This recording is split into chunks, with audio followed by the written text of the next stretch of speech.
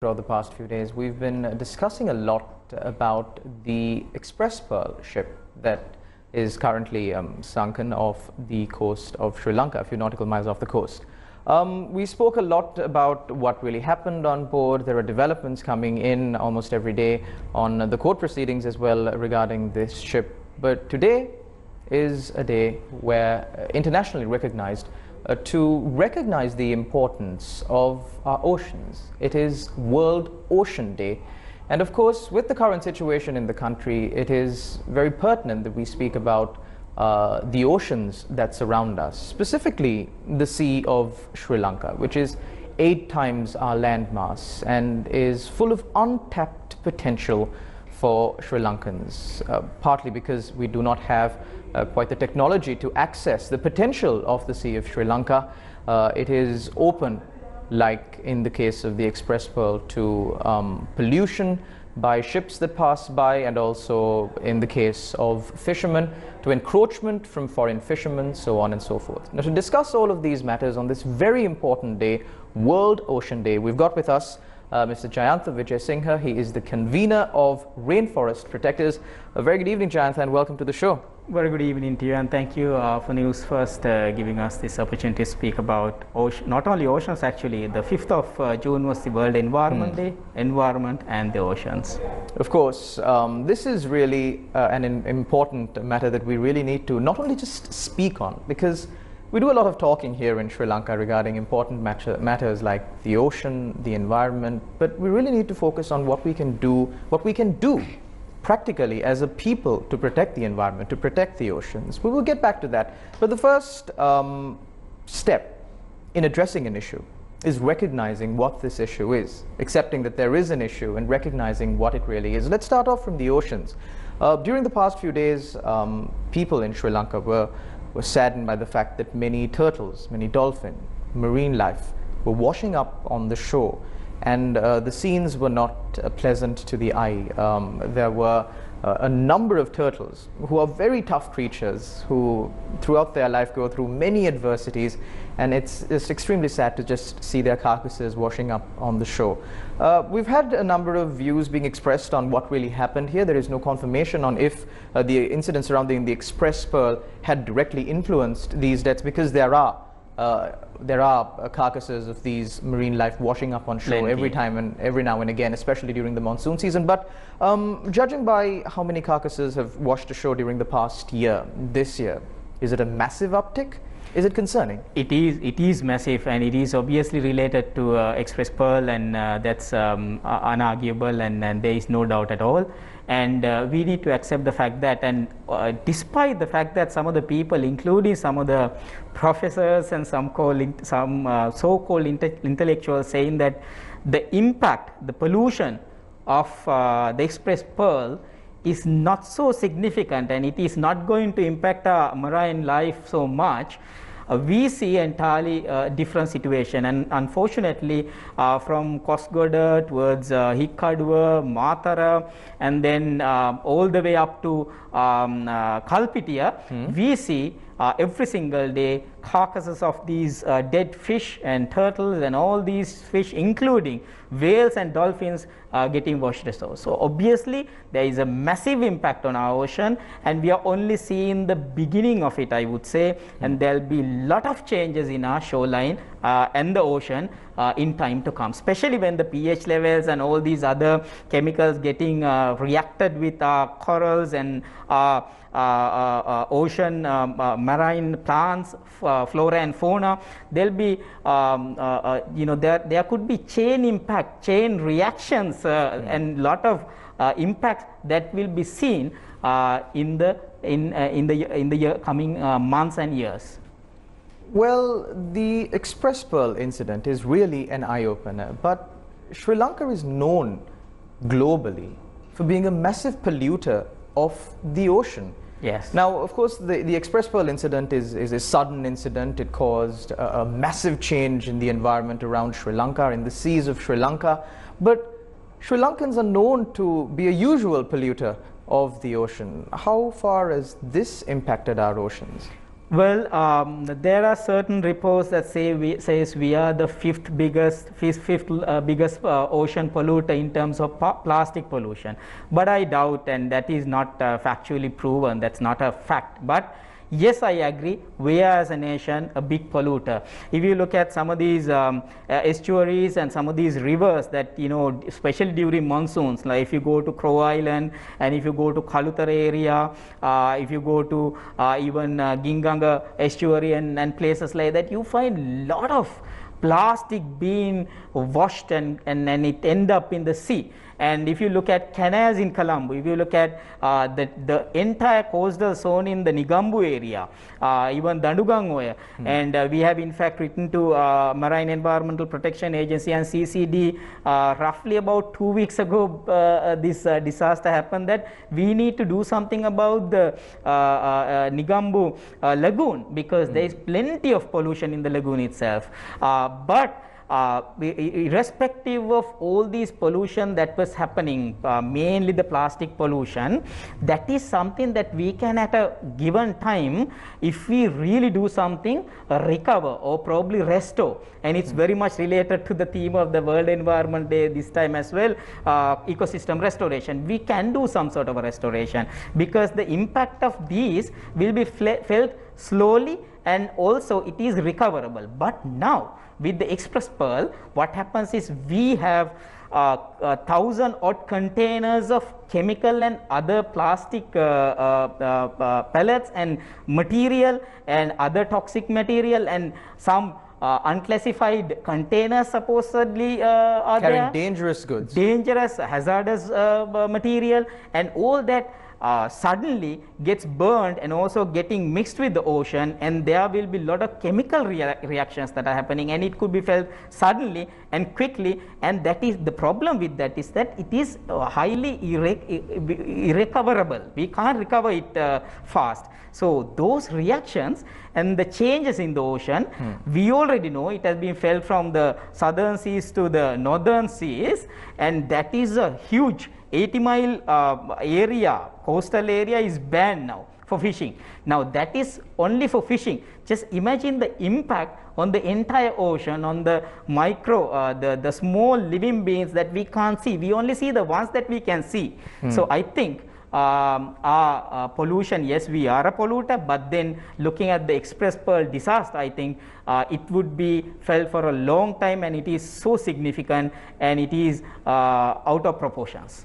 So when it comes to the restoration of ecosystems, like you said, the theme of this year's World Environment Day, which fell on the 5th of this month, when it comes to restoring the environment, does Sri Lanka have enough expertise to embark on such a massive project, restoration of the ocean environment? Well, I doubt. I don't think Sri Lanka has the required technology. I don't think Sri Lanka has the required expertise with proper experience of doing proper cleanups, large scale cleanups, especially oil spills and things like that. And then looking at mobilizing a team with good leadership to restore our oceans, similar endeavors of this nature, I believe that we don't have it. And I saw it was shared on Facebook and other social media widely that there was somebody from Hong Kong, an organization, I don't want to name, maybe you know, because it might be a corporate company's name, so I wouldn't name the company, but then there is an expert organization who had done it apparently. So I basically got in touch with that person. I in fact informed the Marine Environmental Protection Agency, Ministry of Environment, that there is somebody like this who has the required expertise. Probably we should consult somebody like that, because right now we have like too many chefs, too many organizations, too many people trying to lead the whole effort. I think it has to be a collective effort, but then led by somebody who has the real expertise on marine cleanups, large scale marine cleanups. There's another problem that the people in Sri Lanka are really grappling with, especially after this Express Pearl incident. One question that people keep on asking authorities is it safe to consume fish? Well, I know you're not representing the authorities and you can't make a definitive statement, but judging by your knowledge, if an average person comes and asks you, is it okay if I consume fish after this entire incident, what would be your response? I have actually, personally, I have not got that expertise to tell whether fish should be consumed or not. But the experts who I have contacted and asked, have seen, put in their opinion forward. It clearly seems that right now there is no proper assessment to say that fish is safe. Especially NARA is conducting research now with, to see what impact the chemicals had on the dead carcasses, dead fish, so that they will be able to come and say publicly, now this is what we found out of the dead fish we checked, analyzed, researched, and then therefore we tell you it is safer to eat or not. But once again, I don't want people to entirely depend on our government entities, authorities as well, because sometimes what they say is entirely different from the truth. When it comes to, as you would know, our food, the famous SLS certification and all that, and how are some of the so-called institutional leaders were speaking. So I am not saying entirely to depend on them, but I believe as a as an environmentalist and as somebody who have done little bit of science, that consuming fish at this time would not be a advisable idea, especially in this particular region. And in this particular time that got period. Impacted. Sorry? And in this particular time period. So until all these research analysis are done and everybody says it is perfectly safe, there is no problem, and these fish died because of this reason, and now the situation is normal, the ocean is back to normal, the toxics are no more there and plastics are no more there, and then probably yes, but until such time, no. So you're of the opinion that until the authorities come forward and give a definitive undertaking that the consumption of these fish will not cause any harm to the general public of Sri Lanka, people should be cautious when yes, they opt to consume fish. Of course, another issue that Sri Lankans are grappling with right now is the floods that are taking place across many parts of Sri Lanka. Good news is the rains are beginning to recede to a certain level, and the Met Department has said that the flood waters too will be receding. We will continue our discussion on this matter after this short commercial break. Don't go anywhere. You're watching Newsline Live.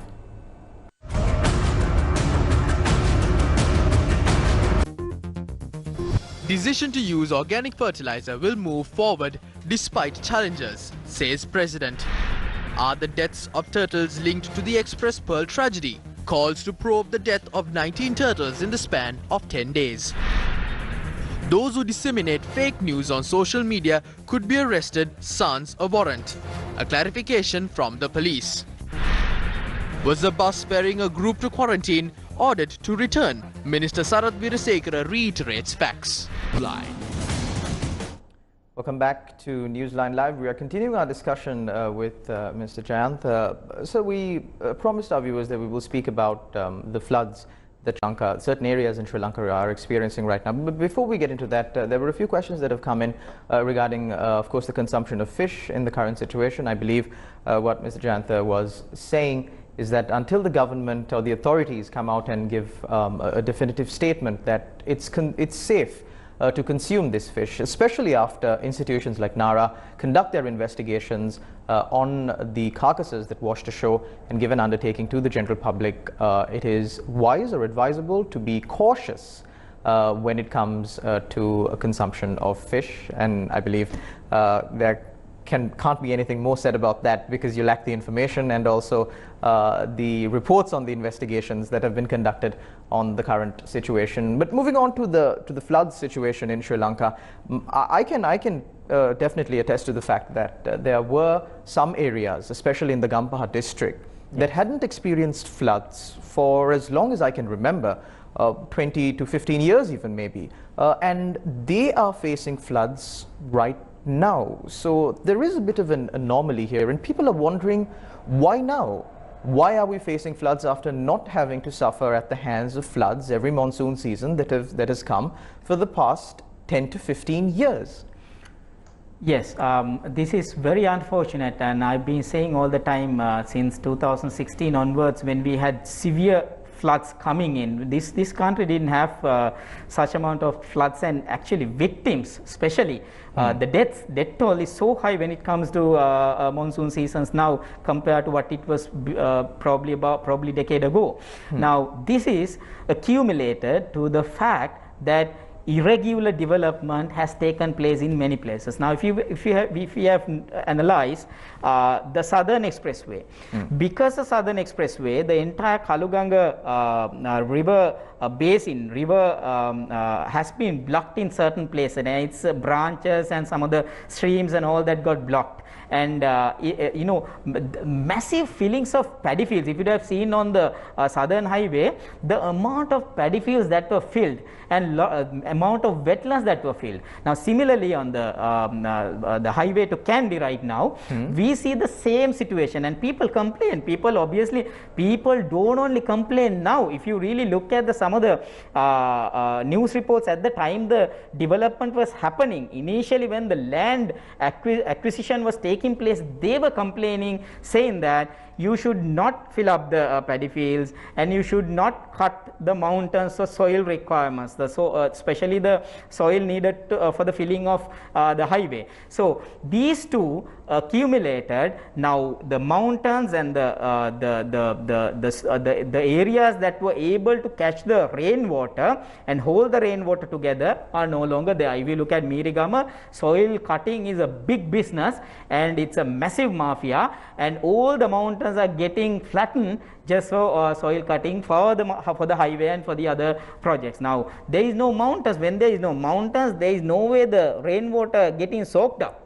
And then you have all the rivers getting blocked and the streams getting blocked, and Mawe and all these rivers are blocked now. The streams are blocked. Now the paddy fields, you know, it's a general fact that everybody knows. Why paddy fields, wetlands and lowlands are there is because they hold the rainwater and they push it down to our groundwater table. Now you can't do that. The massive areas being filled up almost every single day, not only for the highway development but for many other things. So we have the Agrarian Act, which is one of the most powerful act which can stop all these wetland and paddy field filling, but we don't see it happening. Even in the area I live in, Pilihandala, Kasbava, Boralasgamo, all these areas, if you look at some of the wetlands, they are getting filled, the paddy fields are getting filled. So this is an accumulated issue, and because of that we see people suffering. If you really look at one thing I want to emphasize, if you look at the investment cost of it and the benefit that we are going to derive out of this, and then do a proper analysis as to how much of flood aids and how much of disaster aids and how much of resettlement and how much of compensation and how much of necessities such as the food and water and all that has to be provided by the government, that cost would be many a times more than the actual benefits we are going to get from an highway like that. I'm not against the highway. It should have been built on columns. It would have been an elevated highway, especially on the paddy fields, and it should not have been blocking the rivers. If that was built as an elevated highway, all these problems would have been solved. One other thing, the Ratnapur highway is also going to be built. It's inaugurated probably about a month ago. Now the policymakers, politicians, the government need to be very wary of that, of the fact that Kaluganga is going to be blocked for the second time if we don't do it right. And therefore flooding of Ratnapura, Kiriyalla, all that area will be severe if this is not built as an elevated highway, especially in an area such as wetlands, lowlands. This like issue on building elevated highways, it was also highlighted recently on our news surrounding a situation in Jayala with the Central Expressway. The people there said that the officials came and said, we are going to build this highway on pillars, an elevated highway, but that was not what transpired in the subsequent days, and as a result now those areas are under floods. We've also got a message from one of our viewers saying Bopitiya Kandana fully flooded, sad situation. And again Muthurajawala filling. Muthurajawala plays a big role. Now the Muthurajawala is being filled at a rate now. The government is planning to gazette it as a national park. If that happens, then the problem will be solved at least at this level. But it needs to be done quickly, because even as we speak now, Muthurajawala is being filled. But the the chief policymaker regarding infrastructure in Sri Lanka, the State Minister of Infrastructure and Rural Roads, State Minister Nimal Lanza, had said that all of these floods, especially in the Gampaha district, I believe we were speaking specifically about that area, is the fault of a wildlife officer in that area who raised certain concerns with the construction of, again, the Central Expressway in that area and the environmental damage that it might pursue, and blocked the construction development for some time. It's her fault, according to the State Minister of Infrastructure.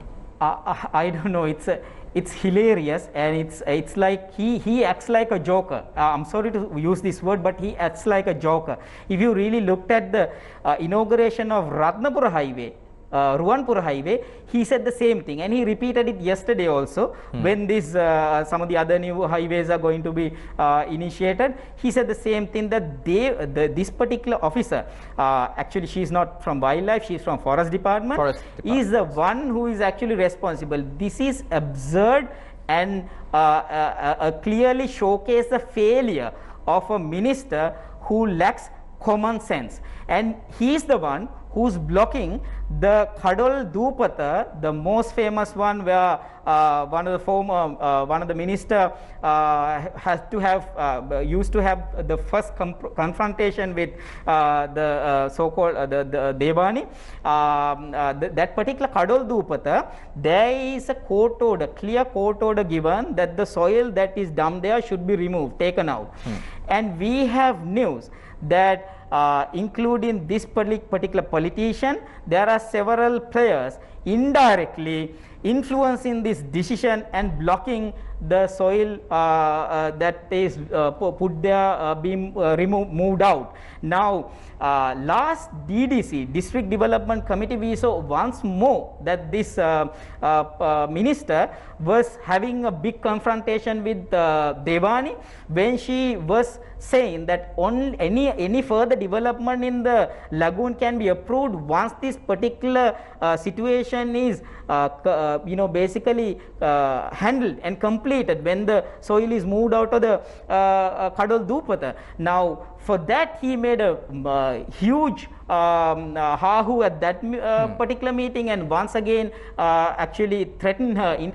For me, I saw it as a indirect threat. So it's basically, this is I would say very cheap behavior for a minister to be putting the blame on somebody who's absolutely innocent and have nothing to do about. But in fact, when these ministers and those who decided and those who allowed this particular investor, the project proponent, to build a highway not as an elevated highway but by filling all these paddy fields in this area.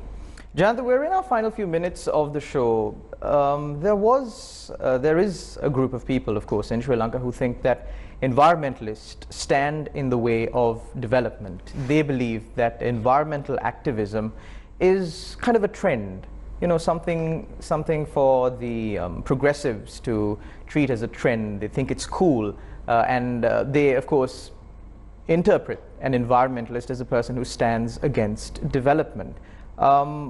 Of course, there were instances when certain issues cropped up in Sri Lanka, especially about the destruction of forests in Sri Lanka. Again, there are people who now subsequently come and say, there was a time when the destruction of forests was the biggest issue in Sri Lanka, but now that trend has died down. So environmentalists are just, they serve the times. What is your response to people who think like this? Well, I should say a lot of people I have seen, actually, they take the example of this particular hotel in Dambulla. I can't remember what is it called. They say that at the time of this particular hotel was built, there were a lot of people who were against it, but nothing happened. Apparently, you have a beautiful hotel now, which is full of greenery and things like that. From that on, there were several environmental campaigns that people relate to and say, there were several environmental campaigns, nothing happened. If you really look at the phosphate, Eppavala phosphate deposit, and until today, whatever the development that has taken place in this country, even the Vilpattu issue, all these had a significant and a remarkable change and remarkable wins for the conservation just because environmentalists were shouting about it. Now we will talk about Vilpattu. What happened as a result of Vilpattu protest and Vilpattu campaign? Maavillu Gazette was put out. Maavillu is much bigger than Vilpattu itself. Now that is why you have the Maavillu protected area, because people were pushing for the northern Vilpattu protected areas to be protected. Now similarly, because of we shouted so much about the other state forests being removed, the 5 of 2001 circular being removed by the government as a policy, and the land rights were given divisional secretariats, and we saw a lot of deforestation taking place in the country. Now the president accepted it. President accepted it. The same decision was taken by the president. Now he sends a letter, he issued a letter saying that the land rights, the what do you call, the rights given to the official powers given to the divisional secretariats to issue permits and the deeds have been taken away now, because he has seen a lot of deforestation is happening because of irregular land permits being issued, deeds being issued. Now now it has been given to the district secretariat as well. We have enough cases, enough documents to show how the district secretariats have misused the government lands, state lands. But finally, just to summarize, there is significant changes in terms of policy, in terms of development, how the development has happened, resulting as a result of environmentalists and the activism of environmentalists. Thank you very much, Jayantha, for joining us on our show. However, we have a very limited time, and I believe we covered as much ground as we could. And also on this special day, World Ocean Day, once again, as was said at the beginning of the show, I believe it's very important that we not only speak about conserving the environment, but contribute towards it in whatever little way that we can to practically implement what we speak about. Let's walk the talk. Thank you very much for watching Newsline Live. Until we meet again, take care and God bless.